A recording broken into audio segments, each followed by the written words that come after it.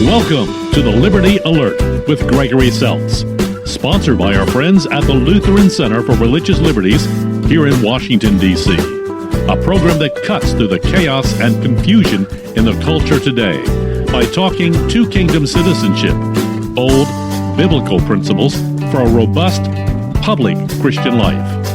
And now your host, Dr. Gregory Seltz. Good day, Washington, D.C., and friends of the LCRL all across the country. I'm Dr. Gregory Seltz, and each week we try to come on this program and address the issues in the culture, the issues in politics that are of concern to people of faith. And that's one of the things that we're going to talk about today. Today we're talking about Title IX. And when you think about Title IX was something that was created to protect women's sports.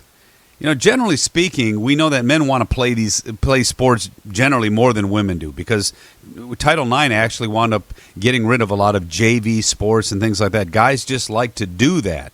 But it was designed to actually protect the uniqueness of women's sports, to give them the same opportunities that men had when it came to sports. In our culture today, incredibly, because of the confusion of sexual identity issues and gender identity issues, Title IX is now being used to actually drive women out of sports. And so, again, it's one of these things where if you do not acknowledge the uniqueness of God creating us male and female, if you can't say that they're equal but they're different, you get into all kinds of issues. So when we talk about it today, we're going to try to unpack that legally and culturally, and again, all that for the sake of people we really care about. So today the topic is protecting girls and women's sports and Title IX and all the protections and challenges that are happening all around the country. And we are privileged to have with us Matt Sharp. Matt serves as Senior Counsel and State Government Relations National Director with Alliance Defending Freedom, and he and his organization are knee-deep in these Title IX cases. Welcome, Matt. Thanks for having me. And we're also going to be talking with Tim Goeglein, Vice President of External Government Relations for Focus on the Family, and a good friend of the Lutheran Center for Religious Liberty. Welcome again, Tim. Thank you so much, Greg, and Matt. It's great to be with you as well. All right, Matt, let's start with you. There are two key cases, Seoul versus Connecticut, and I think I'm saying this right, Hecox versus Little, where ADF is representing girls who are being hurt by this present cultural confusion concerning gender and sex protections. Can you share the particulars of these cases, where they stand? How are things going in court? Yeah, so let me start with the Connecticut case, because this is the one that really launched a lot of what we're seeing across the country on this issue. So Connecticut, several years ago, their athletic association had adopted a policy that said that students can participate on teams based on their gender identity. So what it means in practice is that a biological male can participate on a girls' soccer team, track and field team, etc., simply by saying, I now identify as a girl. And what happened, this played out exactly that way, that two males that had, one of them had actually competed in men's track and field, began identifying as females and quickly began dominating female sports, not just in Connecticut, but throughout New England. Right. Between the two of them, they captured over 15 championships, broke over 16 records previously held by girls, and over 80 instances where girls lost a spot on the podium or the opportunity to advance because of these two males. And in particular, that hurt several of our clients. So we're representing Selena Soul, Chelsea Mitchell, Alana Smith, and in their challenge to this policy, because these incredibly talented young women lost opportunities. Chelsea, for example, came in second place because one of these males took the first spot in some of these competitions. And so she lost out on the benefit of being first. She lost out on college recruiters being able to look at that timesheet and see who was at the top. Well, wasn't Chelsea Mitchell under these rules. Wow. And so they're challenging it, saying this is depriving women and girls of the equal athletic opportunities that Title IX was supposed to provide us. You are taking those opportunities on track and field and in other sports, and you are now giving them to a guy. And that is not what Title IX was meant to do, because ultimately girls now get less opportunities as a result of that. So we filed a lawsuit. We're challenging the Athletic Association, Connecticut Interscholastic Athletic Association. We're challenging the school districts that are allowing this to happen. and essentially making those arguments. This is violating these opportunities for these girls.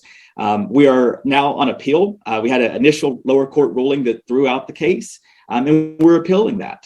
So we're now at the Second Circuit Court of Appeals seeking justice for these incredibly talented young women.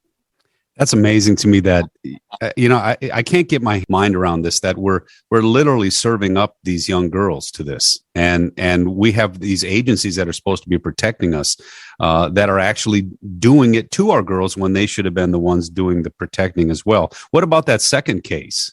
Yeah. So in response to what happened in Connecticut, we started seeing lawmakers step up and say, what can we do to stop what's happening in Connecticut from happening in our states? And one of the ones that has been championing this is Idaho, and Barbara Ehart, who's a state legislator there, has played sports, coached sports in women's basketball, and is really passionate about this issue. And so she introduced legislation, the first of its kind in the country, called the Fairness in Women's Sports Act. It's very simple. It just says men are not eligible for women's teams. Doesn't matter how a male identifies. He can identify as male, female, non-binary, two-spirit, etc.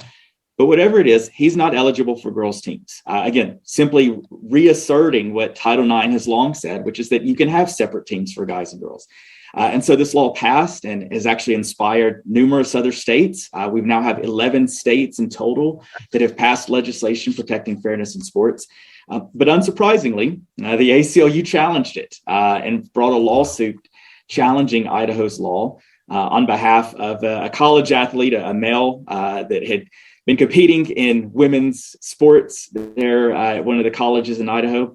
And so Idaho is defending that law, and ADF, we're actually intervening. We joined that lawsuit on behalf of two college athletes, two incredibly talented girls there that are also track and field and have benefited from what this law would do. They've benefited from having a fair and level playing field, and are concerned that if this gets struck down, what is that going to mean for them? What is it going to mean for their opportunities? And so again, we had an initial adverse ruling, a court there enjoined the law, but we're now appealing. And it was interesting because on appeal, we found out that the male student that's challenging this is no longer enrolled in college and may not even be eligible to play sports anymore. So now the case is back over some disputes about whether that male student even has standing to challenge this law, or whether it's been thrown out. But again, I think the big picture to take away is how these cases in Connecticut and how the actions of the Idaho legislature have really, sort of born a movement. I don't know if you saw, with Governor DeSantis, issuing a proclamation, sort of declaring who was the rightful winner of the NCAA Women's Swimming Championship. But it's just really been inspiring to see how this has caught on across the country and this real movement to preserve fairness in women's sports. Well, absolutely. And so much of this, it just seems like it's common sense. But Tim, as a society, we have always defended the equality of the sexes, even as we honor the differentiation of the sexes. And I guess the question right now is, how did we get here? How so many of our agencies that were designed to protect the integrity of sports competition, now they're undermining this. They're literally attacking this in reference to fair competition and more. So culturally, how did we get here? Well, Focus on the Family totally agrees with Alliance Defending Freedom, totally agrees with the Lutheran Center for Religious Liberty, that moral relativism, which is the practical application of what Matt elucidated with such unflinching clarity, that moral relativism has become the abiding philosophy of progressivism. The practical application of progressivism is ultimately at war. I might say rebellion against the natural order. And so what we have and what we're seeing, again, so beautifully articulated by my friend and colleague from ADF, is we are seeing objective reality and gender, dualistically come under attack. It shouldn't have to be said, but men are men and women are women. And but we have to remember the late great George Orwell famously observed that the first duty of an intelligent person is to restate the obvious. And so this is the era in which we find ourselves. May I say, here in Washington, whether you're a progressive or a conservative, left, right, Democrat, Republican, independent, you pick. But we all watched when a U.S. senator at a Supreme Court confirmation hearing, asked one of potentially 9 members of the Supreme Court, the nominee, Judge Jackson, if she would define a woman. And of course, as we all know, Judge Jackson said that she could not. Why could she not? She was asked, because she said she's not a biologist. This is like the view that the rooster crowed and the sun came up. Therefore, the sun must have come up because the rooster crowed. This is the kind of illogic that we are seeing be routinely applied in the public square, none more so than in the quest and the desire and the need to protect girls and women's sports. And that's why what ADF is doing, why what Focus on the Family is defending is so important. Absolutely. And, we see the narrative come to fruition in the legalities. I mean, that's what we're talking about here. And I guess back to you, Matt, I struggle with it this way. I mean, have the egalitarians, and I call them secular pietists, but I mean, have the egalitarians, have they finally boxed themselves in? I mean, because there is a reality to male, female, XXXY, and they're telling us that there isn't. And this narrative has been going on for a long time. It didn't just come, it's been happening long even before the 60s. And so the question I'm asking is, have they legally, are they boxing themselves in, or do they have wind in their sails?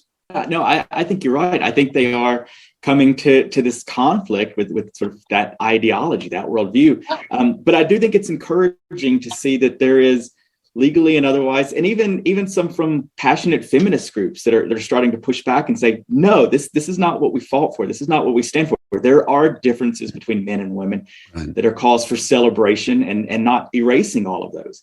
And they're pointing to statements like those from the late Ruth Bader Ginsburg, when she was saying that, yes, we need to allow women to enroll in the Virginia Military Institute, but that doesn't mean we abandon the different physical standards or abandon having separate dormitories and living quarters for men and women, because there are physical differences. And it is okay for society to acknowledge those, for our laws to acknowledge those, and for our sports programs even to acknowledge those. And so I do think they are getting boxed in. If you erase that, then ultimately, like some have said, does that mean we just don't have women's and men's sports at all? Because what that ultimately means is there will be no women in sports. It will just be men dominating this universal category.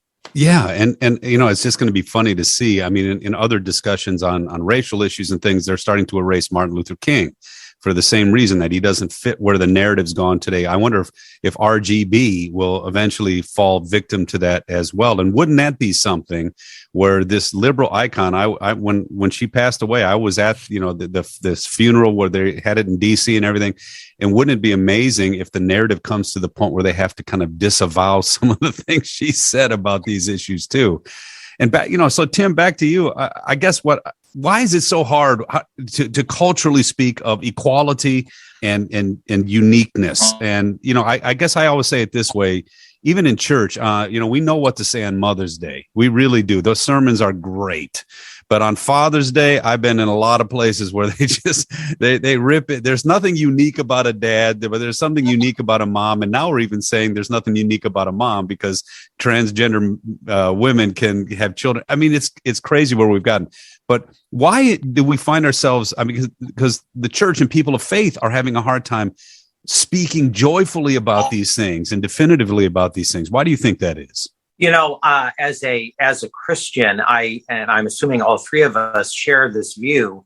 We believe in a divine plan, and we believe that that providence sews it all together in a tapestry. I say that because there are millions of Christians who commemorate the season of Lent, which we are in right now. And if there is one thing, Greg, that Lent teaches us from a practical standpoint, is that even in times of confusion and chaos, right, that truth can overcome lies. That there is objective truth, there is objective reality, and there are millions of Americans who happen to be progressives, they happen to be Democrats, who simply do not hold truck with this, attack on girls and women's sports.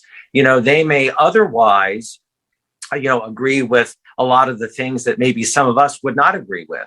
But when it comes to their own daughter, they look at this national debate, and I think in a healthy way are saying, wait a minute, this really doesn't make sense. And so I think and I believe we all do, the greatness of America, we are having a major national debate right now in the world of ideas. And I'm an inveterate optimist. I believe very strongly that ADF is going to prevail in these cases. I do believe that. I believe their clients are going to win. And I believe that the overwhelming majority of Americans are people of goodwill who say this is absolutely illogical. This does not make sense. And I have to believe that the law will follow. I do believe that. Yeah, there's so much common sense to this. I mean, it seems to be written in our hearts. It's written in nature. I mean, that's what the scripture says. But I mean, even people who don't believe in the Bible kind of sense these kinds of things. And I love Camille Paglia, who's probably no friend of any of us in terms of policy or philosophy. But, she said one time, about these things, whether it's God, whether it's nature. I mean, I know he has this is all fashioned a certain way. I'm just at war with it. And when she said it that way, she was just being honest, because she was saying, I understand your position too, because you're logically following through with things that we all can see. She said, I'm just at war with that. And you've got to appreciate that kind of honesty. What we don't appreciate today is kind of trying to say there is no difference here. There's no discussion here. It's all the same thing. No, it's not. So back to the legalities. Yeah. And Greg, forgive me if I may pick up on precisely that point in light of what Matt said just a moment ago, very precisely, if I may. Mm-hmm. I have a very good friend in Washington, and he said we ought to be very careful about what he calls the Sir Galahad theory of politics. Okay, which is that we will prevail simply because self-evidently we have the best case. Right. My friend Matt knows that is just not, you have to litigate. You don't get up in the morning saying, I want to litigate. You don't get up in the morning saying, I want to go to work today and I want to have a major cultural debate about what is a man and what is a woman. It's not that we want to do that. But on the other hand, as Christians in the public square, whether it's focused on the family, Alliance Defending Freedom, the Lutheran Center for Religious Liberty, we have what's called a vocation, and we are honor bound to negate the Sir Galahad theory of politics and public policy, and we have to apply reason and faith together. What is possible? And that's why we want Christians to engage like never before, because these cases really matter.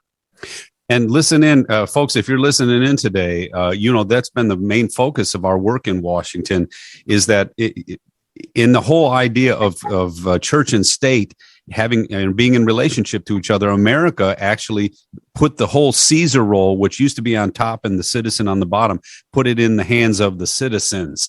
And so as Christians, we've been given this great honor to function not only in our vocations, but even just as citizens, as those who actually have to take a role in this. And, we talk about it all the time. If you wait to the legalities, the narrative is the thing that comes first. And if we don't fight folks in the realm of ideas, I think then the legalities have a hard time, because even if we have a great case, it's amazing what people can do if they move your heart in another direction.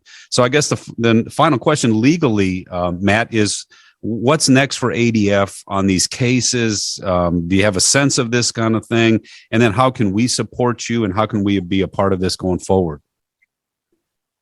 So as I mentioned, these cases are still moving through the legal system, and there's others that we're engaged in. There was a challenge to Florida's Save Women's Sports Law that was enacted, and others. And we're going to continue to stand with these female athletes that are standing for truth, that are standing for the understanding that there are God-created differences between men and women, that those are cause for celebration, not erasure. And that's what we're ultimately standing for in all of this. And so we're going to continue to advocate for this issue. We're going to continue to promote these stories. Like you were saying, Greg, the legal principles are there, but we're going to stand with these female athletes that are putting themselves out there, that are going and saying, look, this is wrong, and I'm going to put my reputation out there. I'm going to put all of my, frustrations with losing out to men out there. And what we've seen time and time again is that when girls like Selena and Chelsea and these others stand up, that there are others that become emboldened as well. And I think that is why it is so vital for all of us to stand up, because the boldness of one to stand up and clearly speak the truth and say, this is wrong and this is not how our society should be ordered, it can encourage others. And I think Tim was exactly right. We can't just sit back and say, this will work itself out. It's common sense.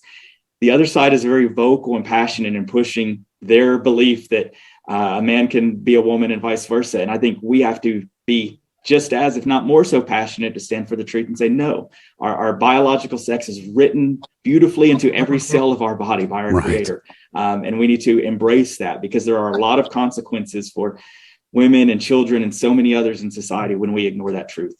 It's funny. I was just thinking about this too. In medicine, one of the great advances in medicine is they started treating men and women differently because of their biology, because every cell is either male or female. And now these people, in terms of outward appearance, are trying to deny all that, as if that's going to be good for men and for women. That's crazy. One of the things too, Matt, I would say is we've got to tell our legislators are part of the narrative process. They're the ones that are supposed to be building these narratives, and we keep leaving it for the courts to decide everything. I think that's something that I'm becoming much more aware of in terms of the politics of things. And it's not for the judges to decide this. It's for us in conversation through our legislators with our fellow citizenry. That's how we're going to get this really done, right? Right. And I think people showing up, I've been so encouraged to see so many female athletes showing up at these legislators to testify, to share their stories, and to advocate for legislators to pass common sense, necessary laws to protect fairness in women's sports.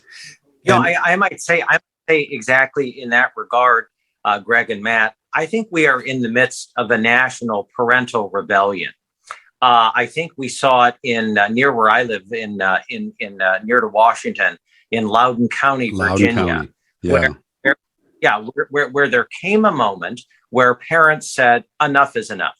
Where a man who was actually running for the governor of the Commonwealth of Virginia suggested, that when it comes to schools, that parents ought to kind of butt out, and of a sudden, it sparked this view, and attendant to your comments earlier in our discussion, Greg, I'm paraphrasing Charles Murray, who said, ideas are everywhere, but knowledge is rare. Right. And I think that the strength of these cases and the strength of the argument of protecting girls and women's sports, right, is that it's rooted in knowledge. It's rooted in objective reality. It's rooted in the reality of the God-given blessing of male and female, and all of the ways that blessing expresses itself. In this instance, in athletics. And so I think that we will continue this debate, unfortunately, for years to come. But I think that we have not just engaging in the debate of the debate of ideas. We need to do that. But I think it is this idea that we have knowledge on our side. Well, knowledge wisely applied. Yeah, I think that's exactly right. Thank you for that, Tim, too. I saw this coming even when I was a young man in the Billie Jean King, Bobby Riggs. I remember that like it was yesterday, that rigged tennis event, if you will. And they were trying to tell us that men and women are exactly the same. And I love women's tennis. I love women's golf. I love women's sports, all these different things, but I knew they were different. And so here we come, and this has been our view from time immemorial. We celebrate equality and we celebrate and honor difference, especially for our daughters, especially for our wives. And so, Matt, thank you for, engaging in the legalities of this, because I think you're the backstop. You're the one who says, we can't go any farther than this, or we go over the edge. My only worry is I wonder if the narrative side, I think you've got some great opportunities at the legal side. I think we've got to do a better job of the narrative side that actually empowers what you're doing there. But thank you so much for that, because I think you're finally bringing some of these things to the attention of our culture. Absolutely. It's been encouraging to see just the support that these girls have received when they step up. But I agree, we need more and more to do it and to speak out, to speak the truth. So let me just reiterate that. So the girls are getting great support too, because I worry a little bit once they lift their head up like this in these cultural battles. We've seen what happens, but so far so good. They have. It has been encouraging. I mean, even among their teammates, that a lot of them are concerned about speaking out, and behind the scenes are saying, we appreciate what you're doing. Right. And again, just the voices from the left and right. Like I said, there's radical feminists that are speaking out and saying, keep fighting this fight. Yeah. And on all sides, just standing up. And I think that's been an encouragement to them to know that there's a lot of support for what they do. Yeah. And you just said something too. I just think it's worth pointing out. And that is that a lot of times we can disagree about application of some of these things, but we have fundamental agreement, even with people who disagree with us, about the role of government in deciding these things. Or once we hit a common foundational principle, you'd be surprised at how many people join you, right? Maybe that's what's happening. And Tim, we just got to keep the battle going on the cultural side, right? I mean, Focus on the Family's been engaged in this for a long time. But did you ever think we were going to keep pushing this far? It's interesting. My answer to that is no, but it is incredible that there were a whole generation of Christian and conservative public intellectuals and figures who actually, beginning in the 1920s and 30s, began to warn about the trend of the culture. Right. And many of them were deeply criticized and personally attacked for saying, if you continue to go down this trajectory, you may end up in an era where moral relativism is actually defining the most important issues in the public square. Right. If you undermine family, if you undermine marriage, if you undermine the role of parents, above all, if you replace, a religious republic with a highly secular republic, if you remove God from the public square, if you continue in this way, you may end up ultimately in the public square battling some very, very difficult issues. And I think to the degree that those were spirited debates, I think that's actually where we've come down. And but the good news is, I actually think that in the midst of all of that destruction and decadence, that there are the seedlings of renewal and regeneration, and yes, and restoration, and above all, redemption. And so I'm hopeful about what's ahead in this regard. Well, Francis Schaeffer said, whatever happened to the human race? And one of the things we're trying to defend is that there's still such a thing as a human race of men and women. So Matt, thanks for being with us today. And Tim, thank you for being with us today. And God bless you both in the work that you do. Thank you so much. Thank you so much. Thanks for tuning in today. To get to know our LCRL DC work better, check out our website at lcrlfreedom.org. Contained there are resources to empower your public square dynamic discipleship. Or check out our weekly Word from the Center opinion piece every Friday at facebook.com/LCRL Freedom. Till next time, God bless you always. I'm Gregory Seltz. Have a great week. You've been listening to Liberty Alert with Dr. Gregory Seltz, Executive Director of the Lutheran Center for Religious Liberty in Washington, D.C. This program has been brought to you by the Lutheran Center for Religious Liberty.